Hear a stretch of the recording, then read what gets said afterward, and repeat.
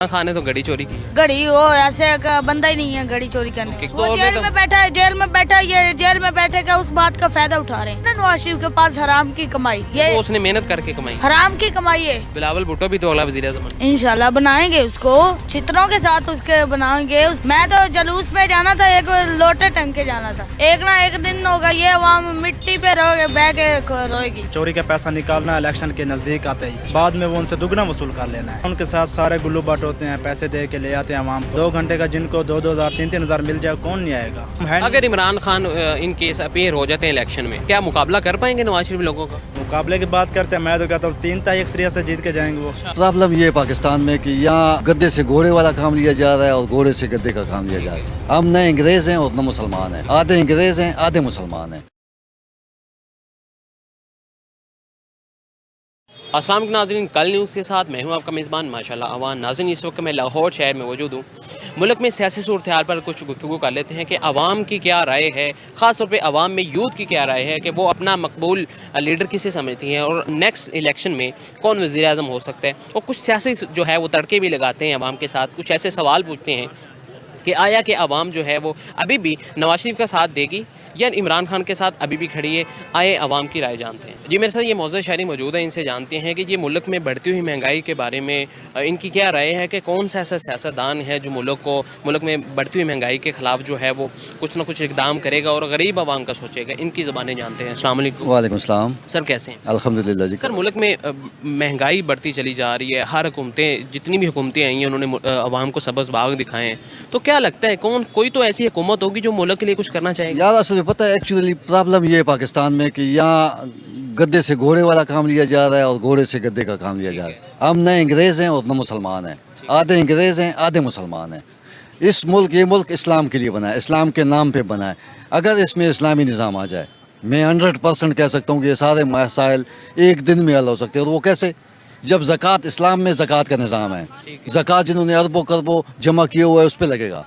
जबकि अंग्रेज़ी निज़ाम में टैक्स जो है वो आपकी सैलरी पे, आपकी जो इनकम है, जो ताज़ा इनकम है उस पर होती है। मिसाल एक बंदे के पास 10 अरब है लेकिन उसकी ताज़ा इनकम 10,000 है, तो वो 10 अरब पे टैक्स नहीं देगा, वो 10,000 पे देगा। जबकि इस्लाम ये कहता है कि 10,000 पे टैक्स नहीं, वो जो 10 अरब जमा किया है उस पर टैक्स निकालो, अपने माल को साफ करो। लेकिन बदकिस्मती हमें ये कि हम इस्लाम से बहुत दूर हैं। जब तक हम इस्लाम से दूर रहेंगे, अल्लाह और अल्लाह के निज़ाम से दूर रहेंगे, अल्लाह का गुस्सा हमारे ऊपर नाजिल होता रहेगा। ये जो फ़लस्तीन में लोग शहीद हो रहे हैं, ये सब अल्लाह ताला का गुस्सा है।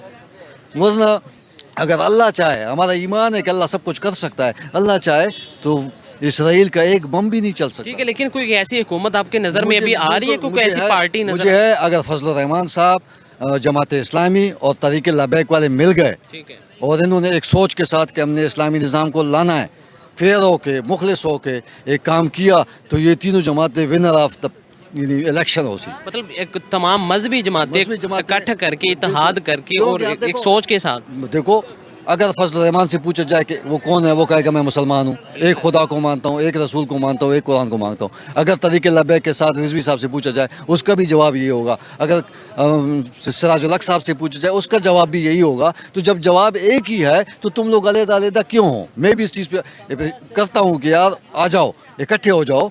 ये तागूती कुव्वतों के ख़िलाफ़ जब तक आप लोग इकट्ठे नहीं होंगे, आप लोग कुछ भी नहीं कर सकते। इसलिए मेरा ये इस प्रोग्राम के थ्रू फजल रहमान साहब से, सिराजुल हक साहब से और साद रिजवी साहब से ये रिक्वेस्ट है कि खुदारा पाकिस्तान के लिए ना सही, इस्लाम के लिए तो एक हो जाओ यार। हमारा खुदा एक है, रसूल है कि, कुरान है कि, कलमा है कि, तो फिर डिफरेंस क्या आ रही है, ज़रा वो भी तो हमें समझाओ।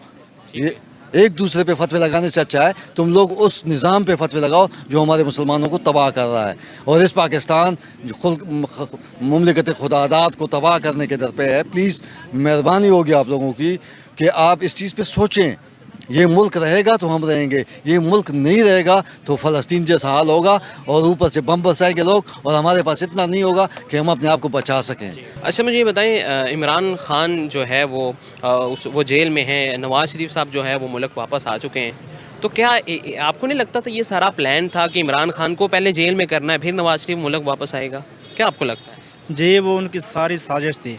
ठीक है। वो ऊपर से जाके बैठा हुआ है उधर लंदन में, वो अपना सारा प्रोपेगेंडा उन पे इस्तेमाल कर रहा था, नीचे तक पे को सारा कुछ वो दे रहा था। ठीक है। वैसे ऐसे करना, उसके बाद जब तक वो उसको जेल में ना डालते उसके बाद उसका वापस आना ही नहीं था। ठीक है। इसलिए वो उसको जेल में डाल के गया इमरान खान को, उसके बाद वापस आया है। ठीक है। उसको पता है कि इलेक्शन नज़दीक आ चुके हैं, आवाम का एतमाद में लेना चाहिए। अभी नवाज शरीफ साहब वापस आए हैं, लोगों का कहना है कि नवाज शरीफ के पास एक ऐसा फार्मूला है, ऐसा कुलिया है कि जो आएंगे तो मुल्क तरक्की की राह पर गामजन हो जाएगा। क्या कहना चाहेंगे इस बारे में? हमें तो नहीं लगता कि ऐसा कोई कुलिया हो उनके पास। कुलिया एक ही है कि आवाम को पैसा खिलाना है, चोरी का पैसा निकालना है इलेक्शन के नज़दीक आते ही, बाद में वो उनसे दुगना वसूल कर लेना है। ठीक है। और तो कुछ नहीं है।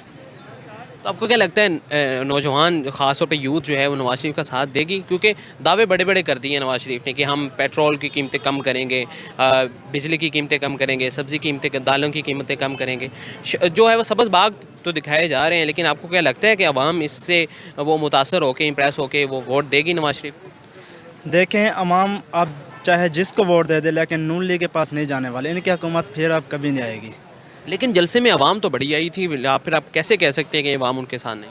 आपको पता है उनके साथ सारे गुल्लू बट होते हैं, पैसे दे के ले आते हैं आवाम को, फिर 2 घंटे का जिनको 2-2 हज़ार 3-3 हज़ार मिल जाए कौन नहीं आएगा? ठीक है। तो आपको अभी पता एक वीडियो भी वायरल हुई थी जिसमें बिरयानी पहले तो बिरयानी की प्लेट पे गुजारा हो जाता था, अभी वीडियो भी एक वायरल हुई है कि हम 1 to 5 देंगे। वो आपने भी वीडियो देखी होगी सोशल मीडिया पर कि जो इतने बंदे लेके आएगा हम 1 to 5 उनको देंगे। तो क्या कहना चाहेंगे, ये लोगों को लालच दे के जलसों पे लाते हैं या क्या सीन चल रहा है? जी जी, ऐसा ही है। आपको पता है गरीब आवाम है जो मजदूरी करके 800 कमा के आता है, वो तो ऐसा अपना घर नहीं चला सकता ना। साफदार उन्होंने जलसे में जाना, उनको पता है टाइम पास भी हो जाएगा और घर का सर्कल भी चल जाएगा। जिनको 2-2, 3-3 हज़ार, 5 हज़ार मिलता है वो तो साफदार जाएगा। ठीक है जी। तो अभी नेक्स्ट अब वज़ीर आज़म किसे देखते हैं कि आपको लगता होगा हाँ ये बंदा वज़ीर आज़म नेक्स्ट बन सकता है, चाहे वो इलेक्ट होके आए या सिलेक्ट होके आए?